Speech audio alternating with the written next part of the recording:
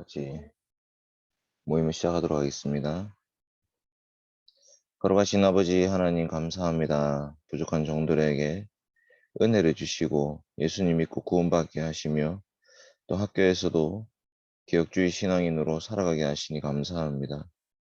하나님 아버지 주일날 하나님 아버지를 예배할 뿐만 아니라 주중의 삶 가운데에서도 말씀을 기억하며 그리스도인으로 살아갈 수 있도록 도와주시옵소서.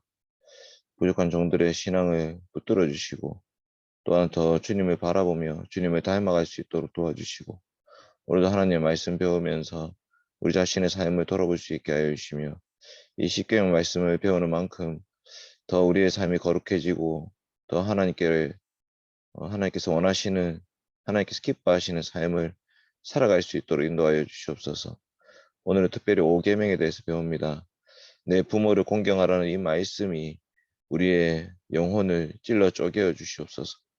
우리 마음 가운데 부모의 권위에 도전하고 거역하려는 그런 마음들이 있는데 하나님의 계명의 말씀을 통해서 우리 위에 있는 모든 권세자들에 대해서 순종하는 마음 주시고 하나님을 믿는 마음으로 하나님을 공경하는 마음으로 하나님을 경외하는 마음으로 우리 위에 있는 모든 권위자들을 위해 기도할 수 있도록 도와주시옵소서.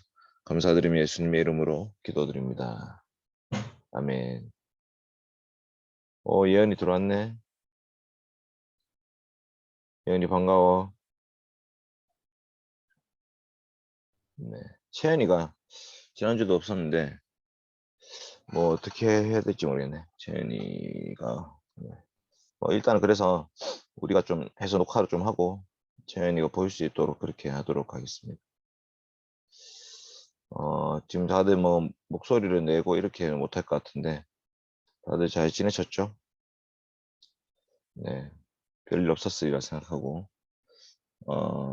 네, 일단은 계명의 말씀을 쭉 설명을 먼저 하고 나중에 따로 나눔을 이렇게 하도록 그렇게 하겠습니다.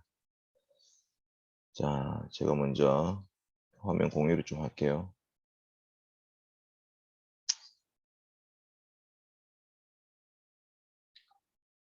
예, 오늘은 5계명에 대해서입니다. 5계명. 근데 이제 웨스트민스터 대교리 문답에 보면 이 5계명 해설 직전에 4계명을 마치고 나서 문 122문이 있어요. 이 122문 보시면 사람에 대한 우리의 의무를 포함하는 나머지 6가지 계명의 대강령은 무엇인가 이렇게 되어 있습니다. 그러니까 사람에 대한 우리의 의무. 1계명부터 4계명은 하나님께 대한 우리의 의무죠. 예배, 하나님께 대한 우리의 의무 4가지를 이제 선포했고요. 이제 5계명부터 10계명까지는 사람에 대한 우리의 의무, 이 6가지 계명의 대강령은 뭐냐 하면 우리 이웃을 내 몸같이 사랑하며 남에게 대접을 받고자 하는 대로 우리도 남을 대접하는 것입니다. 이렇게 답하고 있습니다. 황금률이죠. 황금률. 이웃을 내 몸같이 남에게 대접받고자 하는 대로 우리도 남을 대접하라. 그래서 5계명으로 들어가는데 5계명은 무엇입니까 했을 때 내 부모를 공경하라. 그리하면 너희 하나님 나 여호와가 내게 준 땅에서 내 생명이 길리라 라고 말씀하신 것입니다. 그러면 이제 이 5계명에 있는 부모는 누구입니까 했을 때 이 부모는요 3가지 범주가 나올 수 있어요. 5계명에 있는 부모는 혈육의 부모뿐만 아니라 연령과 은사에 있어서 모든 윗사람들, 특히 하나님의 규례에 의해서 보면 가정과 교회와 국가의 그런 공동체 속에서 우리 위에 있는 권위의 자리에 있는 자들을 뜻합니다. 이렇게 되어 있습니다. 그러니까 가정에서는 부모 하니까 부모, 진짜 부모고 교회에서는 직분자를 뜻하고요. 국가에서는 공직자를 뜻하는 거예요. 이게 바로 권세, 권위를 가진 사람들을 의미하는 거죠. 그래서 이제 왜 그러면 부모라고 그 윗사람들에 대해서 부모라고 말하느냐? 답이 이렇습니다. 윗사람들을 부모라고 칭하는 것은 육신의 부모처럼 아랫사람에 대한 모든 의무를 가르쳐서 인륜관계에 따라서 아랫사람들을 대할 때에 사랑으로 부드럽게 대하도록 하기 위해서 부모, 네가 부모다 이렇게 가르쳐 주는 거예요. 그 다음에 아랫사람들에게는 마치 그들 자신의 부모에게 하듯이 자기 윗사람에 대한 의무를 기꺼이 유쾌하게 행하게 하려 함입니다. 이렇게 되어 있습니다. 그러니까 기쁜 마음으로 정말 부모를 대하듯이 우리 위에 있는 모든 권세자들, 권위자들을 대하라 이렇게 말씀하죠. 관계는 세 가지 관계가 있을 수 있습니다. 5계명은 아랫사람과 윗사람과 동등자 이렇게 세 가지 관계가 있는 거죠. 그러니까 이 5계명은 내가 자식이니까 우리 부모님 잘 섬겨야지 이런 마음으로 끝나는 게 아니고 부모는 부모대로 자식이 어떻게 해야 되는지, 자녀는 자녀로서 부모에게 어떻게 해야 되는지, 그리고 형제, 동등한 사람이라고 볼 수 있는 옆에 있는 사람들에게는 어떻게 대해야 되는지, 이 모든 인간 관계를 뜻하는 거죠. 그래서 이제 27문은 아랫사람, 윗사람이 어떻게 해야 되냐, 그 다음에 128문은 아랫사람, 윗사람이 범하는 죄는 뭐냐 이렇게 돼 있고, 그 다음에 29문은 윗사람은 아랫사람에게 어떻게 해야 되냐, 130문은 윗사람의 죄는 뭐냐. 그러니까 의무가 뭔지 죄가 뭔지, 의무가 뭔지 죄가 뭔지 이렇게 세 가지 범주를 다루고 있어요.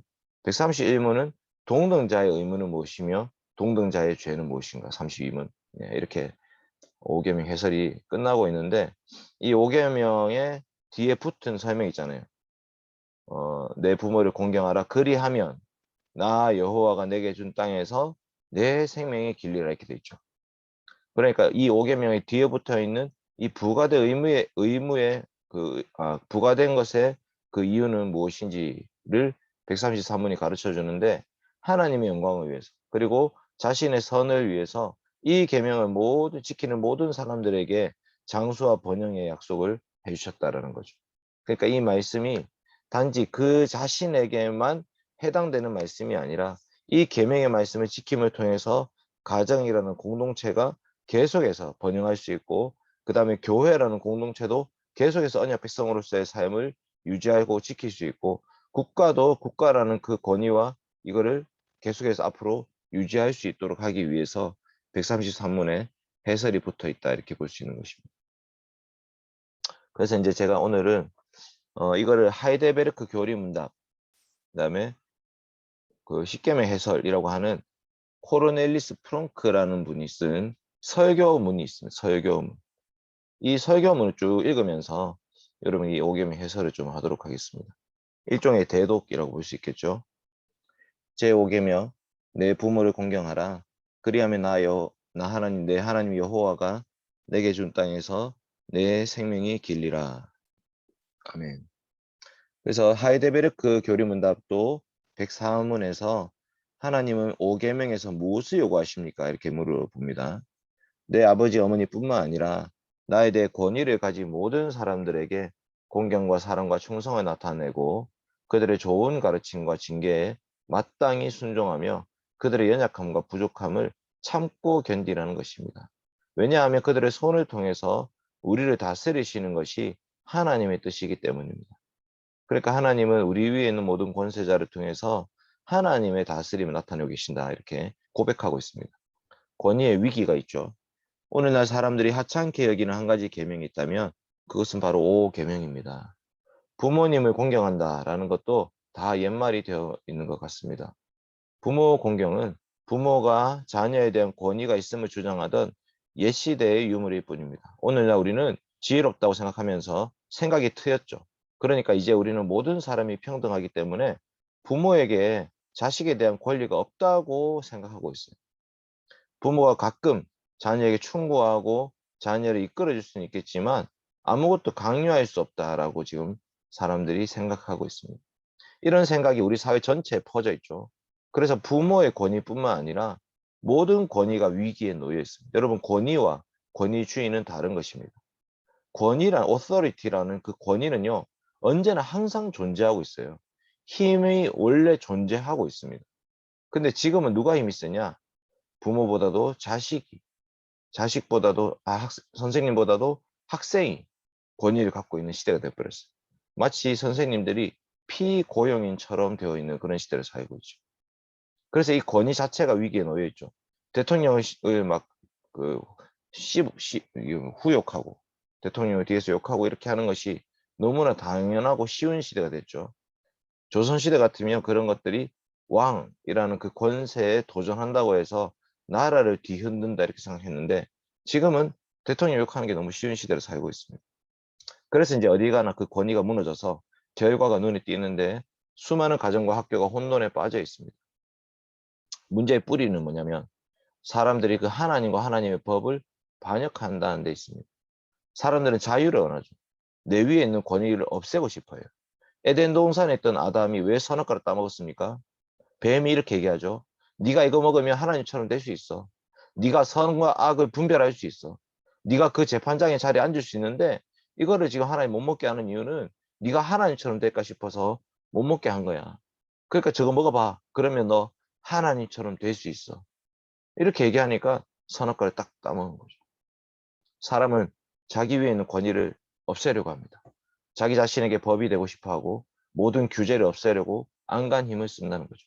하지만 성경은 모든 권위가 하나님에게서부터 나온다고 가르칩니다. 이 사실을 보는 게 중요합니다. 사람은 스스로 다른 사람에 대한 권위가 없습니다. 다른 사람에 대한 권위를 가지려고 한다면 그 사람의 절대 소유주가 되어야 되는데 아무도 자기 같은 사람을 소유하지 않습니다. 부모조차도 자기 자녀를 소유하고 있지 않습니다. 아무도 자기 이웃을 소유하고 있지 않기 때문에 그래서 그 이웃에 대한 권위를 주장할 수 없습니다. 그러니까 하나님께서 사람에게 권위를 주셔야 되는 것입니다. 그러니까 소유권, 이거 내 거야 라고 얘기할 수 있는 그런 사람은 이 땅에 아무도 없다는 거죠. 내 거야 라고 얘기할 수 있는 분은 딱 유일하게 이 모든 것을 창조하신 하나님밖에 없습니다. 예수 그리스도의 피값으로 구속해 주신 하나님밖에 없습니다. 그분이 바로 유일한 권위자죠. 그런데 그 하나님께서 그 권위를 이양해 주셨습니다. 맡겨 주셨습니다. 청지기로서 에덴 동산 다 만들어주고 나서 아담과 여자에게 너가 한번 다스려 볼래? 라고 그 소유권을 이양해 주신 거예요. 맡겨 주신 겁니다. 하나님은 인류의 창조주로서 모든 사람의 절대 소유주입니다. 그러므로 하나님께만 권위가 있고 이 권위에 대한 존경을 요구할 권리가 있는 것입니다. 하나님은 영원히 왕이시니 온 백성은 떨지어다. 시편의 말씀이죠. 그래서 하나님은 질서 있는 사회를 만들려고 어떤 사람에게 다른 사람에 대한 권위를 주셨습니다. 권위로 옷을 입혀주신 거죠. 그래서 성경에는 옷을 입다, 옷을 벗다 이런 것이 권위와 관련되어 있습니다. 요셉이 채색 옷을 입었죠. 그 채색 옷이 가지는 상징적인 권위가 있는 것입니다. 하나님께서 야곱을 통해서 요셉을 대리 통치자로 세웠다는 것을 볼 수 있는 것이죠. 그런 형들은 그것을 싫어합니다. 제사장은 제사장 옷이 있습니다. 제사장의 의복, 그 옷을 통해서 권위를 나타내는 거죠. 하나님은 사람에게 권위를 주신 첫 번째 형태가 바로 부모의 권위입니다. 부모 여러분, 이 설교는 이제 교회 성도들에게 있는 설교이기 때문에 부모 여러분, 여러분은 공적인 임무를 맡았습니다. 하나님이 여러분에게 부모의 직분을 주셨습니다. 이것은 부모가 바로 하나님의 대리인이라는 뜻입니다. 하나님은 부모의 손을 통해서 다스리시고 통치하십니다. 주님은 부모에게 자녀 돌보는 일을 맡겨주셨습니다. 그래서 부모는 자녀를 키워야 됩니다. 그러니까 부모는 대단히 중요한 사람입니다. 5계명에서 내 부모를 공경하라고 하신 것에 놀랄 이유가 없습니다. 하나님 말고 부모만큼 공경받을 가치가 있는 사람은 없습니다. 아버지, 어머니 두 분 다 아버지만이 아니라 부모를 공경하라. 성경은 이것을 강조하고 있습니다. 부모를 공경하는 일에서 하나님의 말씀은 아버지를 어머니 위에다 두지 않는다는 거죠. 네, 우리가 유교적인 사상이 성경과 비슷하다고 느끼지만 성경은요, 유교적인 사상이 아닙니다. 그러니까 예를 들면 하나님의 형상이라는 단어를 원래 그들이 사용하는 표현을 쓴다면 왕이나 황제나 남자에게 사용해야 되는데 하나님의 형상이라는 단어를 남자와 여자에게 사용하고 계시죠. 그러니까 부모를 공경하라도 마찬가지입니다. 레위기 19장에 보면 어머니를 오히려 먼저 언급하고 있죠. 너희는 저마다 어머니와 아버지, 모부를 공경하여라 이렇게 되어 있습니다. 여기에 이유가 있죠. 자녀 키우는 일을 특히 어머니가 맡고 있기 때문이죠. 어머니는 아이를 낳을 뿐만 아니라 먹이고 돌보고 가르칩니다. 그러니까 자식이 그 어머니를 존중하고 공경하는 것은 정말 중요한 일입니다. 여러분 그 어거스틴 아죠? 어거스틴, 아우구스티누스. 그 어거스틴에게는 기도하는 어머니가 계셨죠. 모니카라는 기도하는 어머니가 계셨기 때문에 그래서 어거스틴이 탄생할 수 있었습니다. 우리가 부모님을 공경하는 것은 부모님의 나이가 더 많아서 더 힘이 세서 더 지혜로워서 그렇게 아니죠. 이런 것들도 물론 부모를 공경해야 될 이유가 되긴 하지만 하나님이 그분들을 우리의 부모로 정하셨다. 라는 거기에 근거해서 우리는 부모님을 공경하는 것입니다. 가정뿐만 아니고 다른 권위도 마찬가지입니다. 하나님은 삶의 다른 영역들에도 권위라는 것을 다 세워주셨습니다. 국가와 교회의 권위, 그리고 국가와 교회와 학교와 사회 안에 사회적 권위를 세워주셨습니다. 5계명의 이 부모의 권위는 모든 권위의 기초가 되는 권위를 얘기하는 거죠. 그래서 가정생활이라는 것은 작은 사회생활이죠.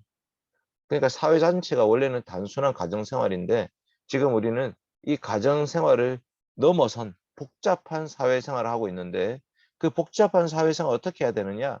가정생활에서부터 시작하는 거죠. 출발하는 것입니다. 그래서 이 부모의 권위가 아주 기초죠. 그래서 부모의 권위를 존중하는 사람은 사회에서도 권위에 존중하는 거죠. 부모의 권위를 존중하지 않는다면 공동체의 다른 곳에서도 그 권위를 존중하지 않죠. 학교에서는 선생님을 공경하지 않죠. 담탱이 뭐 이렇게 부르죠. 학주 이렇게 부르고 그러면 이제 학교 선생님의 권위가 없습니다. 선생, 먼저 선자에 태어날 생자, 날 생자인데 먼저 태어나서 우리에게 뭔가 우리를 앞서서 이끌어주고 가르치고 계시는 선생님을 사람들은 공경하지 않죠. 그냥 욕하죠. 함부로 대하죠. 교회에서는 목사님을 함부로 대하죠. 목사의 말이 사람의 말로 생각되는 거죠. 거리에서는 경찰관이나 법정에서는 판사 이런 사람들 권위를 우습게 여기죠. 그러면 사회가 어떻게 됩니까? 무질서하게 되는 거죠. 우리의 젊은이들, 청년들에게 하시는 말씀이죠. 권위 존중을 배워야 됩니다. 그렇지 않으면 이 사회가 무너집니다. 라고 설교하고 있습니다. 그래서 이 모든 것들 가르치는 것이 바로 가정입니다. 부모 여러분, 부모에게 또 말하죠. 여러분의 자녀는 자신에 대한 여러분의 권위가 하나님이 주신 권위임을 알아야 됩니다. 그러니까 부모가 자식을 낳고 나서 이제 이 아이는 내가 힘들게 낳아서 키우고 있으니까 내가 내 마음대로 할 수 있는 존재다. 이렇게 생각해서는 안 된다는 것입니다. 엄마 뱃속에 아이를 주신 분도요. 하나님이십니다. 하나님. 그리고 하나님이 이 아이를 건강하게 태어나게 해 주셨습니다. 그리고 엄마가 아무리 젖을 먹여도 결국 그 젖을 통해서 아이를 자라게 하시는 분은 하나님이신 거예요. 때가 되면 일어나고 걷고 뛰고 때가 되면 말을 하고 그 전부 다 하나님이 하시는 일입니다. 그러니까 여러분이 자녀에게 뭔가 시킬 때에 여러분 자녀에게 명령할 권리가 있는 거죠. 하나님이 주신 권위 때문에. 여러분 나이가 더 많거나 힘이 세서 그런 게 아니라 하나님이 그 권리를 주셨기 때문이죠. 그러니까 부모는 내가 하나님의 역할을 대신하고 있다고 생각하면서 하나님이라면 이 아이에게 어떻게 하실까라고 고민하면서 그 역할을 수행해야 됩니다. 이 권위는 육체의 힘과는 상관이 없죠. 힘으로 억누르고 제압하는 것, 그것은 아주 무식한 방법입니다. 권위란 건 영적인 힘이죠. 베풀어지는 힘이죠. 그 사람은 스스로 아무 힘이 없지만 하나님께서 그 사람에게 권위를 베풀어 주셨기 때문에 그래서 권위자로서의 역할을 감당하는 것입니다. 부모의 권위는 하나님께 있습니다. 우리 부모님이 주님을 두려워하면서 이 아이들을 키우게 하신 분은 하나님이십니다. 부모가 자기 자녀에 대한 권위를 행사할 때가 있다면 바로 지금입니다. 루소라는 사람 알죠? 루소. 교육이라는 부분에 있어서 루소는 완전히 옛날 전통적인 방식을 뒤집어 엎었습니다. 인본주의적이면서 무신론적인 자녀 양육이 성경의 교육 원리를 뒤집었습니다. 루소 때부터 자기 자녀에게 자기 뜻을 강요하는 부모는 있을 수가 없다. 교실에서 자기 권위를 행사하는 선생은 들어설 자리가 없다. 루소가 이렇게 얘기한 거죠. 그래서 루소와 루소를 따르는 사람들은 어린아이는 본성상 선하다라는 성선설에 근거해서 이 교육을 시작하는 거죠. 그러니까 이 아이가 악이라는 것이 죄라는 것이 나타나는 것은 아이의 본성 때문이 아니고 환경 때문이라는 것입니다. 그러니까 아이는 무엇을 보느냐에 따라서 영향을 받기 때문에 그 아이가 나쁜 것을 보면 나쁜 짓을 하고 좋은 것을 보면 좋은 걸 할 수 있고 그러니까 아이는 어떻게 해야 되냐? 혼자 있어야 된다. 아이한테 누구도 명령할 수 없고 강요할 수 없다.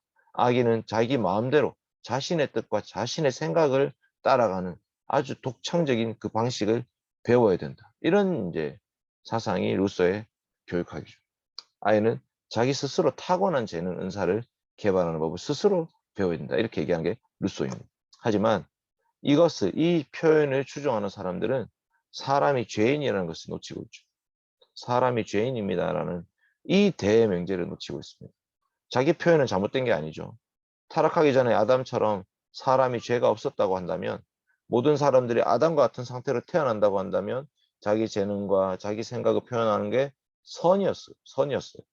그런데 사람은 죄를 지었고요, 부패했습니다. 아담의 후손으로 태어난 모든 사람들이 죄 가운데 사로잡혀 있습니다. 그래서 그 부패한 사람에게 너의 안에 있는 것들을 표현해봐라 하면 뭐가 나오죠? 그래서 그리스도께서 이렇게 말씀하십니다. 악한 생각과 살인과 간음과 음란과 도둑질과 거짓 증언과 비방이다. 너희의 마음에서 나오는 것은 바로 이런 것들이야 라고 얘기하고 있는 것입니다. 그러니까 사회에 이제 뉴스에 보면 정말 수많은 더러운 범죄들이 가득하죠.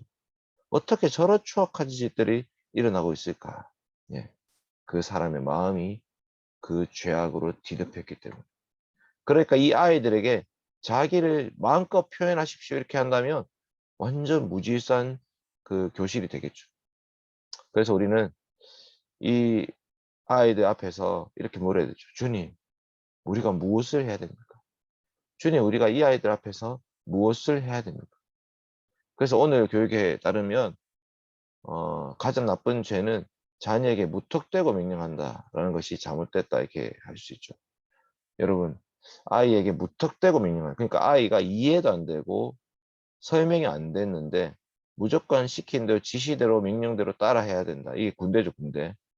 그런 방식으로는 교육이 이루어질 수 없습니다. 여러분이 자녀에게 뭔가 요구할 게 있다고 한다면 여러분은 먼저 자녀에게 그 일을 왜 해야 되는지를 반드시 설명해야 됩니다. 여러분, 자녀가 자기 판단에 따라서 여러분의 요구가 타당하다, 공정하다는 것을 알지 못한다면 여러분 그 자녀에게 강요할 수 없다는 거죠. 이게 바로 하나님 때문에 권위에 순종하고 권위에 굴복하고 순종의 원리를 부인하는 일입니다. 네, 그래서 부모에게 큰 일을 맡기셨다라고 지금 얘기하고 있습니다. 여러분은 성경의 원리에 따라서 자녀를 키우지 않는다면 여러분 자녀는 커서 교회와 사회의 부적응자가 될 거다 이렇게 하는 거죠. 복종하는 법을 가정에서 배우지 못한다면 사회에서도 배울 수가 없습니다.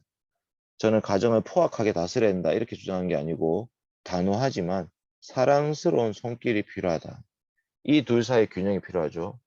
때로는 엄하지만 그러나 그 속에 연민이 가득한 그 아이를 정말 위하고 사랑하는 마음에서 어떤 권위를 행사해야 된다는 거죠. 자녀에게 단호하다는 것은 자녀에게 아무 일을 강요하는 것이 아닙니다. 사도 바울은 고린도전서 13장에서 말했는데 자녀를 키우는 원리도 거기에 있습니다. 그 중에 제일은 사랑입니다. 하나님을 위해서 부모의 권위를 행사하는 것은 사랑의 통로를 따라 움직이는 것이죠. 대화의 통로가 열려 있을 때 가정 안에 사랑이 흘러갑니다. 그래서 부모와 엄마와 아빠 그리고 자녀들이 서로 대화하지 않는다면 사랑이 없다라고 볼 수 있는 거죠. 이 통로가 돈의 굶주린 아버지, 침체의 늪에 빠진 어머니 때문에 막히고 있다면, 이 대화의 통로가, 사랑의 통로가 막히고 있다면 10대를 보내고 있는 아이들이 스스로 그 통로를 여는 것은 거의 불가능합니다. 그래서 그리스도인 부모들이 우정 그리고 이해 그런 것들을 가지고 이 아이를 대해야 되는 거죠. 그래서 부모님들이 10대 아이들 때문에 너무 힘들어하는 거죠. 정말 세대 차이도 느끼고요. 정말 힘듭니다. 저도 이제 점점 멀어지고 있죠. 점점. 그래서 이제 자녀가 10대가 되기 전에 부모는 자녀와 사랑과 대화의 끈을 튼튼히 이어놓아야 되죠. 자녀가 더 어릴 때 쏟아부은 사랑과 기도, 훈계, 그것만큼 10대가 된 이 자녀를 인도하는 일에도 성공할 수 있다 이렇게 얘기하고 있습니다. 지금까지 이제 부모의 권위 행사에 대해서 살펴봤는데 이제는 자녀의 책임에 대해서 눈을 한번 돌려봐야 됩니다. 사도 바울이 얘기하죠. 에베소서에서 자녀들아 주 안에서 너희 부모에게 순종하라. 이것이 옳으니라. 골로새서에서도 말씀하죠. 자녀들아 모든 일에 부모에게 순종하라. 이는 주 안에서 기쁘게 하는 것이니라. 그러니까 이게 모든 일이라는 모든 일. 자녀는 모든 일에 부모의 권위에 복종할 의무가 있다는 거죠. 즐거운 일이든 즐겁지 않은 일이든 부모님께 순종해야 된다라고 말하고 있습니다. 그리스도께서 이렇게 말씀하셨습니다. 너희가 나를 사랑하면 나의 계명을 지키리라. 사랑과 계명이 서로 연결되어 있습니다. 그러니까 여러분이 부모님을 사랑한다면 부모님 말씀에 순종해야 된다. 그래서 이 주 안에서 이 단어가 또 중요한데 5계명은 주님을 사랑하는 사람만이 지킬 수 있는 계명입니다. 세상에 속해 있을 때 겉으로만 권위에 존중하죠. 겉으로. 사회생활 하기 위해서, 돈을 벌기 위해서 이 회사를 때려치우지 않고 계속 다니기 위해서 권위를 존중하는 거지 권위를 사랑하지는 않는다는 거죠. 그런데 우리는 교회 안에서 은혜 언약 안에서 이 5계명을 지킬 때 주 안에서 그 권위를 사랑할 수 있다는 것입니다.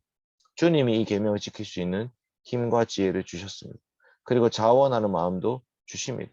우리는 본성상 원죄, 이 죄인으로서 아무 권위에도 복종하고 싶어 하지 않습니다.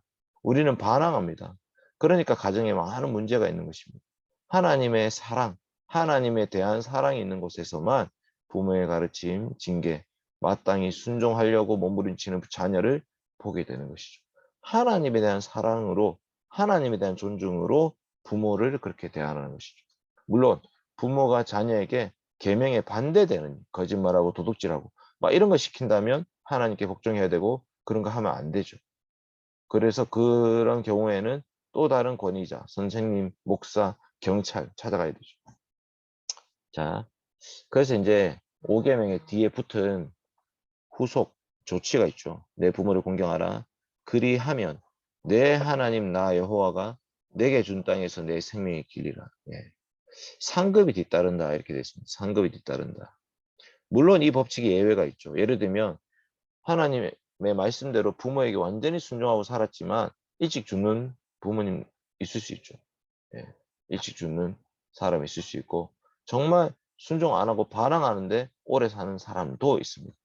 그러니까 이거는 한 개개인에 대한 말씀이 아니라 공동체적인 말씀, 더 넓은 사회생활에 적용해야 되는 말씀이죠. 그러니까 국가와 교회 혹은 가정들이 어떻게 이 언약의 말씀을 지키고 살면서 부모를 통해서 말씀을 배움을 통해서 우리 아이들이 계속해서 그 언약 안에 머무를 것인가 이런 관점에서 요 뒤에 붙은 약속을 봐야 됩니다. 고민합니다. 부모 여러분, 여러분은 하나님께서 여러분에게 주신 권위를 주님 안에서 행사하려고 애쓰십니까? 젊은이, 청년들이요. 청년들 여러분, 여러분은 주님 안에서 부모님께 순종하고 있습니까? 여러분이 부모님을 좋아하지 않을 수도 있습니다. 그렇다 하더라도 하나님이 여러분에게 부모님을 주신 것입니다.